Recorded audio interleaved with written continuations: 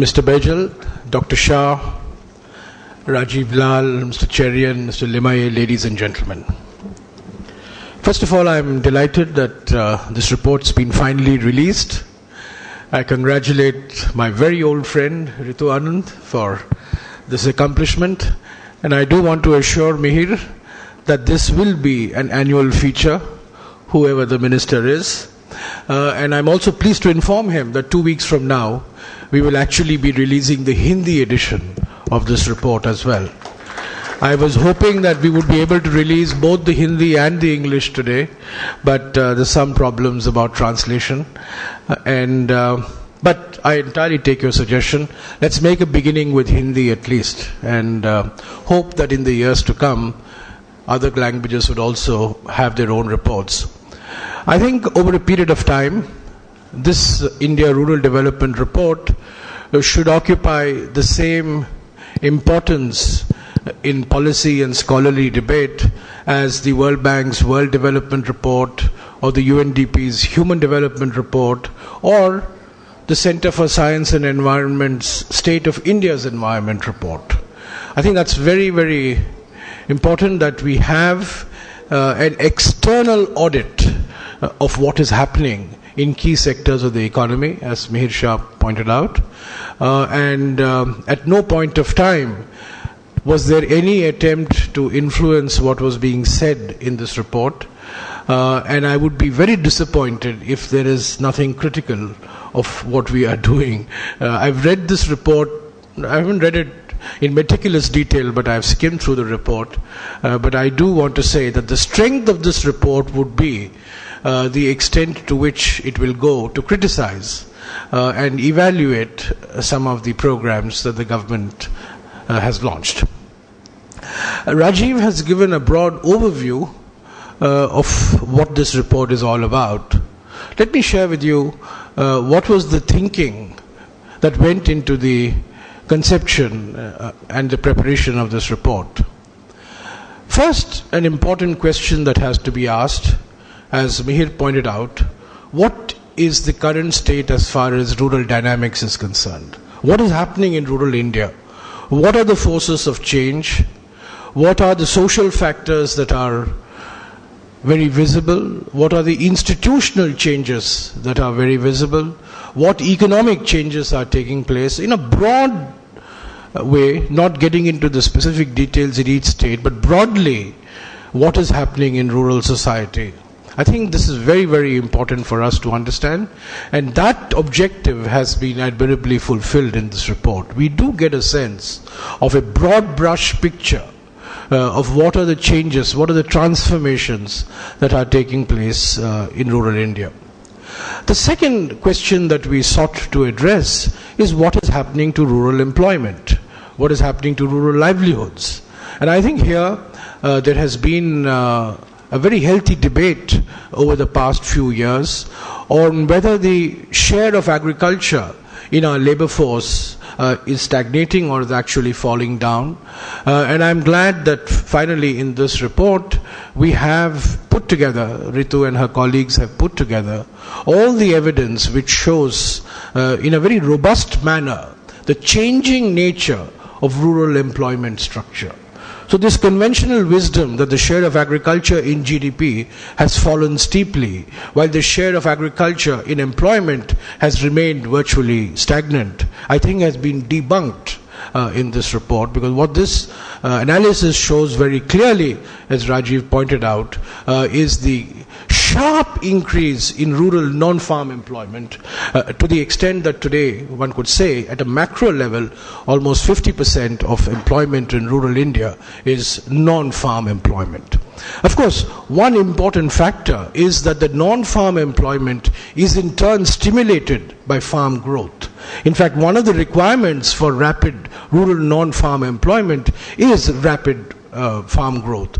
Many years ago, Yogendra Alag and G.S. Bhalla showed in a planning commission study how districts which had sustained a farm growth rate of over 4% per year over a 20-year period, particularly in places like Punjab, Haryana, Western UP, parts of northern Andhra, parts of Maharashtra, were precisely the areas which were showing great buoyancy in rural non-farm employment as well. It's the farm growth stimulates secondary sector and tertiary sector growth effects, and I think that's been captured here. And therefore, the very powerful conclusion that comes out is that this traditional notion that we have a static employment structure as far as rural India is concerned is not borne out by facts. And in fact, today you are finding that rural non-farm employment across the country is accounting for almost half the employment in rural areas. So rural livelihoods is something we sought to answer. I think we got the answer. And we also got the other aspect of rural livelihoods, which is the feminization of Indian agriculture. In fact, there are some studies which I recall having read a couple of years ago, which showed that almost 1 in 3 farm households today have women as their heads. So it's a very large proportion. Women not only as agricultural labor, not only as farm labor, but as actually heads of farm-owning households. So on rural employment, I think the study, the report, puts together all the evidence that is available, and I think there is now a consensus that rural non-farm employment is the catalyst for rural employment transformation. The third question that we sought to answer through this report is what is happening to the state of rural infrastructure. And I think this is the one that has attracted the maximum attention in the Indian media, because the pink papers, some of whom I noticed sitting in front of me, very difficult to get the pink papers out at 10:30 in the morning, but I'm glad they've come. The pink papers are always worried only about rural markets, because that's where, the moolah is. And so this aspect of rural infrastructure has been commented upon. But I think what comes out of this study, what comes out of this analysis, is a lot of evidence which shows that in terms of personal consumption expenditure, in terms of connectivity, of which roads and mobiles are, of course, two very important examples, and in terms of access to electricity, there have been great advances in the improvement in rural infrastructure. It's been spotty, but as far as physical infrastructure is concerned, I think one could say that physical infrastructure in rural India has undergone a significant transformation, particularly after the Rural Roads Program was launched in the year 2000. And today, about 3.5 lakh kilometers of rural roads have been built. In another, about 1.5 lakh or 2 lakh kilometers remain to be built. The telephone density that Rajiv mentioned, going from 1 to almost 40, and the penetration of electricity and electricity owning households, electricity run households, also being quite significant. I think in terms of physical infrastructure, certainly the story is very positive, but it's not positive in terms of social infrastructure. And of course, the most visible and most significant failure in social infrastructure remains sanitation. I don't quite agree on the drinking water part, because I think on the access to drinking water, the story is far more positive.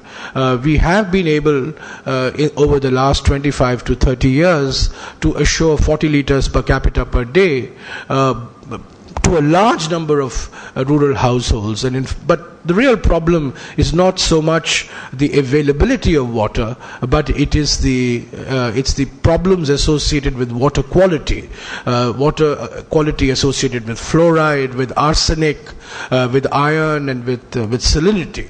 So in terms of drinking water, it's not so much the availability of water. I remember when the technology mission on water started in 1988, there were almost 65,000 villages. 10% of India's villages had no source. They were classified as no source villages. And today, most of those villages have a source within 3 or 4 kilometers. So the story on water is not as, on drinking water, availability of drinking water is not as depressing as the story on sanitation. And I think on sanitation, certainly the story is uniformly bad, is uniformly depressing, and almost 2/3 of the households are still indulging in open defecation across the country. And I think one factor of open defecation that has not been appreciated or acknowledged enough in our country is the link between open defecation and malnutrition. We tend to think of malnutrition and sanitation as independent silos, but actually they are closely related to each other through the phenomenon of tropical enteropathy. And now we have research that has been done by young scholars like Dean Spears, which show a very close correlation between child height and child weight and the practice of open defecation and the continuation of unhygienic sanitation practices. So on the social infrastructure part, I think the sanitation picture, to me, is the single biggest glaring failure, not just of the Indian state, I might add, but is a failure of Indian society to realize and accept the significance and the deleterious effects of continuing with this practice. A fourth question which we sought to answer was whether government programs are actually having an impact in rural society or not. And there is a very extensive discussion in this report on the Mahatma Gandhi Narega, which is, as Mihir pointed out, the most significant public works program attempted anywhere in the world. And let me say a few words on Mahatma Gandhi Narega, because that has occupied quite a substantial place in this report. Over the last 7 years, 1 in 4 rural households has had employment through this program. Roughly 1 in 4 rural households. We have not been able to guarantee 100 days anywhere. Only about 8% of the households have actually crossed 100 days. The average remains between 45 to 50 days. But there are very clear positive effects that have been documented by independent scholars, not by government studies, by independent scholars on the impacts of Mahatma Gandhi Narega. One, there is clear evidence to show that Narega has contributed to an increase in rural wages, which, as you know, is the single most important determinant of rural poverty. And therefore, to that extent, if rural poverty has come down, a large part of it is because rural wages have gone up, and a large reason why rural wages have gone up is because of the upward pressure being imposed by the wage rate under Mahatma Gandhi Narega. Second, there is ample evidence to show that in a couple of states, not in all states, in a couple of states, substantial community assets have been created, particularly in terms of water conservation structures, water retention structures, check dams, small irrigation works, and particularly after we allowed the use of Narega on private farms. Today, small and marginal farmers can use Narega for land leveling and irrigation on their private farms. The evidence has grown that a lot of erstwhile unproductive barren land has come into the fold of cultivation. In fact, in Andhra Pradesh, where I have looked at the data in some detail, about 10% of the gross cultivated area in the state has increased as a result of the Narega interventions to improve the productivity of barren and degraded lands that had been given to scheduled castes and scheduled tribes as part of the surplus ceiling land distribution program in the 70s and 80s.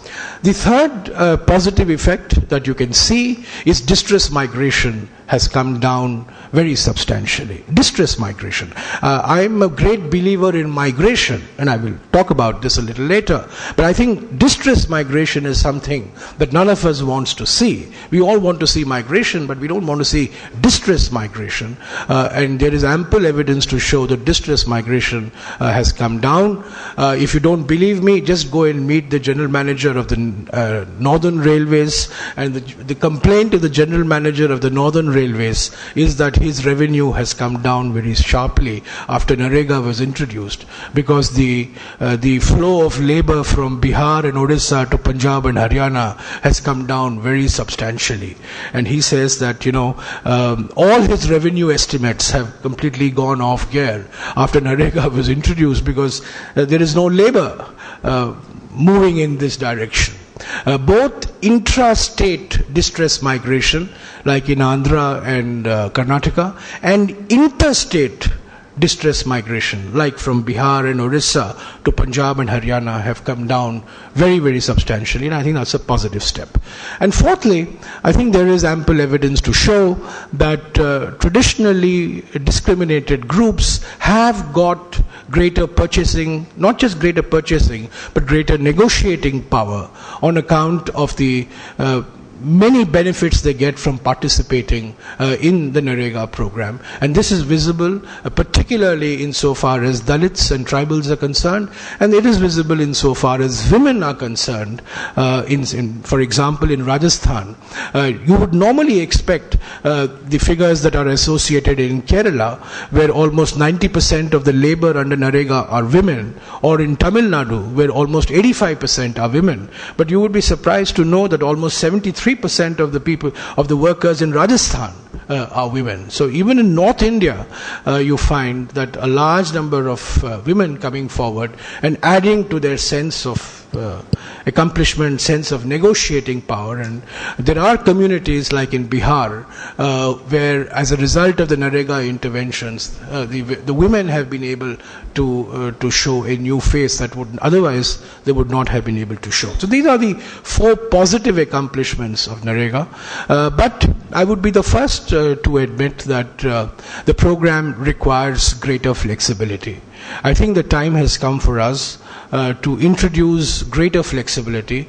The uniform 60-40 that we have insisted upon in state after state, irrespective of whether it's a hilly state or a non-hilly state, irrespective of the ecological conditions that prevail in the local areas, is something that we need to relook. And I think this is something that will engage our attention in the months to come. I think we also need to pay far greater attention to the creation of durable community assets. Don't forget that Narega is meant to be an employment of last resort. It's not a skilled employment program.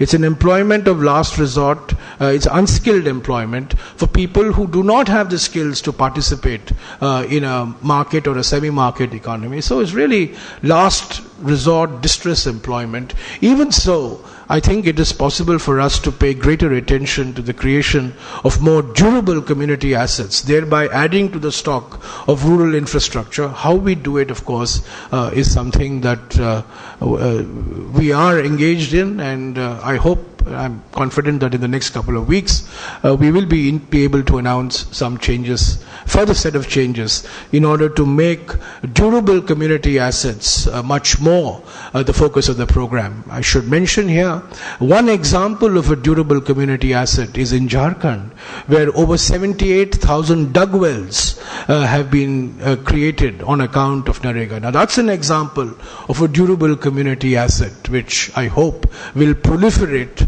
across the country. The problem with Narega, the fundamental problem with Narega, stems from the conflicting nature of its three objectives. The objective number one of Narega is to provide wage employment. Objective number two of Narega is to create durable community assets. And objective number three of Narega is to empower Gram Panchayats. Now, at no point of time can all three objectives, this is the economists in the room, Partha and Raji will understand, this is the political economy equivalent of the classic monetary trilemma. You can have two out of the three objectives, you can't have all three objectives. conditions. And we are having somewhat of a situation like this where the provision of wage employment, the creation of durable community assets, and the empowerment of Gram Panchayats are all three objectives, all equally worthwhile objectives, but which will not be fulfilled in equal measure. So I think some trade-off has to be made somewhere. And what the trade-off is, I think, needs to be worked out. And I hope that, as I said, in the months to come, based on the analysis that we have got in the India Rural Development Report, we will be able to bring about some further changes in the implementation of NREGA. I certainly don't see NREGA as a permanent employment generating program. It's a transition program for a 20-25 year period in areas, in pockets where there is still a lot of demand for distress employment, and certainly over a period of time we should allow for more skilled employment opportunities. And that's why, along with NREGA, one of the main initiatives that the Ministry of Rural Development has taken is the provision of skilled employment, to create opportunities for people from poor families to upgrade their skills and also get placement. So these are skills come placement programs. We have started a very successful program in Jammu and Kashmir, and we are now launching a program in the Maoist affected areas where almost 50,000 youth will not only be given skills but will actually be found jobs, and that would in turn create further diversification of rural livelihoods. I think there are other discussions in the report which I have not seen earlier, and I would particularly recommend to you the chapter on sustainability, because I think this is something very, very important. The objective of the 12th five-year plan is faster, inclusive and sustainable growth. It took me 2 years to get the Planning Commission to agree to the word sustainable. Finally, the Planning Commission agreed, and I think sustainability is very, very crucial. And in spite of what Mihir has said on water, I think there is a fairly extensive discussion here on land, on the whole issue of land, productivity of land, the productivity of water use, and these are very, very important issues, because if we are not able to increase the productivity of our land and water use, then we are not going to be able to sustain the pace of transformation that we have seen. And I particularly commend the chapter on sustainability, because this is something that often tends to get overlooked in this report, in such reports. Let me make a couple of comments on one theme which has bothered me for quite some time in the context of rural development. The day before yesterday I was in Ahmedabad, and I went to the Gujarat Vidyapit, which, as you know, was started by Mahatma Gandhi. And I met about 50 or 60 Gandhian organizations. And the Vice Chancellor of the university started the discussion by asking me, which I thought was a very basic existential question as far as I was concerned. He asked me, are you in the business of rural transformation or rural transition? Now, I scratched my head and I said, no, that's a very, Sudarshan, this is a very interesting question, but I think it's a very profound question. This report deals with rural transformation. It does not deal with rural transition. But what is happening is that today there is a very powerful currents of rural transitions also taking place. If you look at the census for 2011, the growth of the census towns, the almost threefold increase in the census towns, which are basically rural areas with urban characteristics. These are basically rural villages. These are basically villages, overgrown villages. These are governance structure is panchayats, but they meet all the characteristics of urban areas. They have population more than 5,000. They have a population density more than 400 per square kilometer, and 75% of male employment is outside agriculture. So the three indicators of urbanization are met, but their governance structures are still rural. And I was just looking at some of the numbers, interesting numbers. In 2001, we had 1,362 such census towns. And in 2011, the census towns had increased to 3,894. Almost a threefold increase. And this is in West Bengal, Kerala, Andhra Pradesh, Tamil Nadu, Maharashtra, UP and Himachal Pradesh, which accounted for almost 2/3 of this increase. Now, what this shows to my mind, is that this traditional academic policy approach of rural and urban is far too limiting a concept. And what is actual reality is not a rural-urban dichotomy, but a rural-urban continuum. That there is migration from rural areas to rural areas. There is migration from rural areas to semi-urban areas. There is migration from rural areas to urban areas. There is migration from semi-urban areas to urban areas. And of course, there is migration from urban areas to urban areas.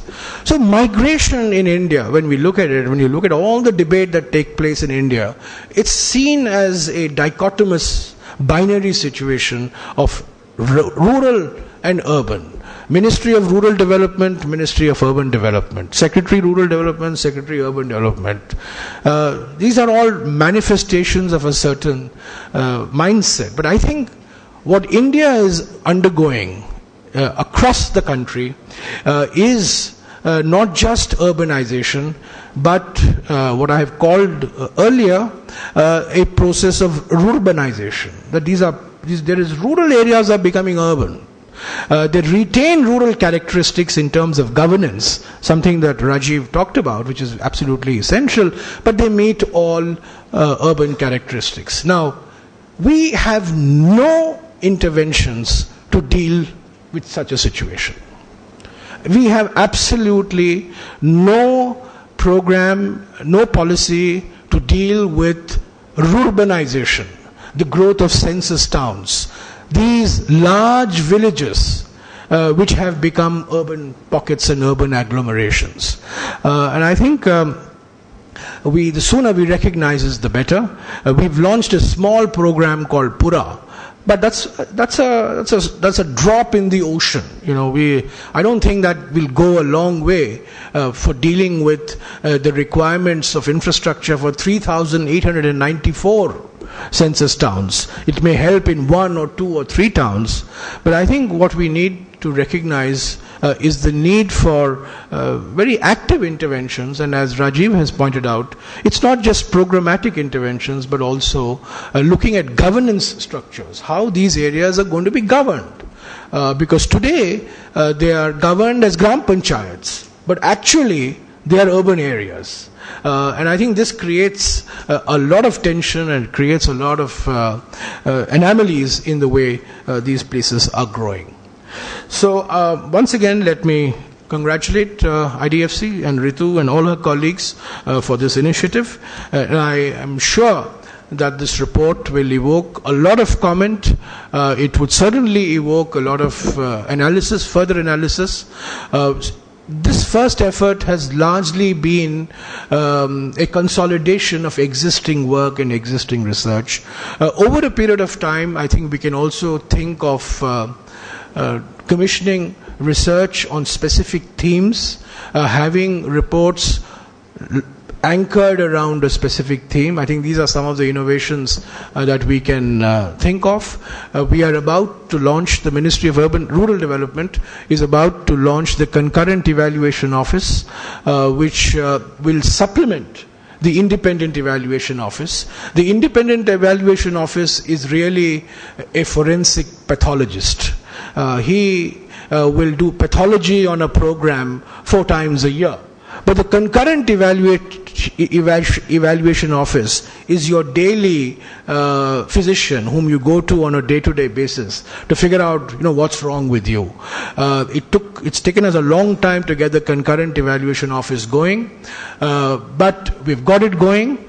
and I think in a couple of weeks it will become operational, and all rural development programs. Today we spend over 100,000 crores a year.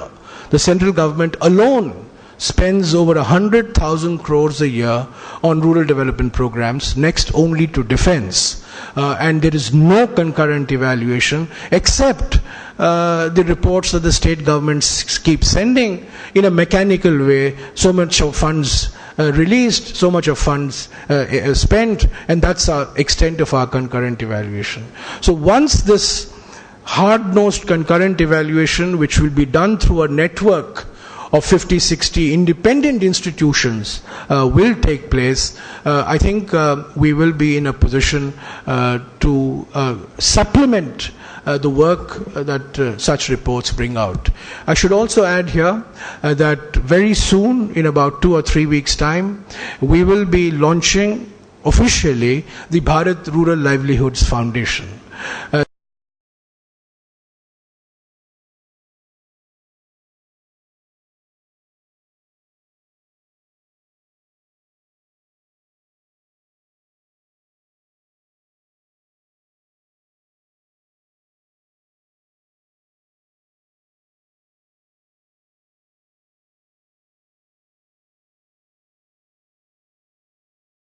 Venture between the government of India and some private trusts, and this would scale up civil society interventions in about 170 districts of India, in eastern India, central India and western India, which are predominantly tribal in nature. So the Bharat Rural Livelihoods Foundation is a very important initiative, and it's a government initiative which will not be run by government servants. This is what I want to underscore.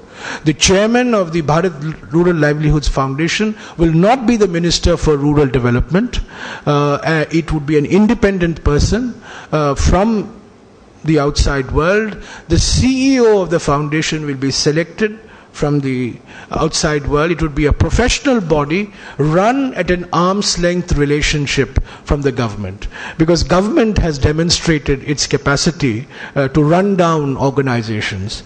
An organization that I have in my ministry called Kapat, which is supposed to fulfill this objective, has had 28 DGs in 25 years.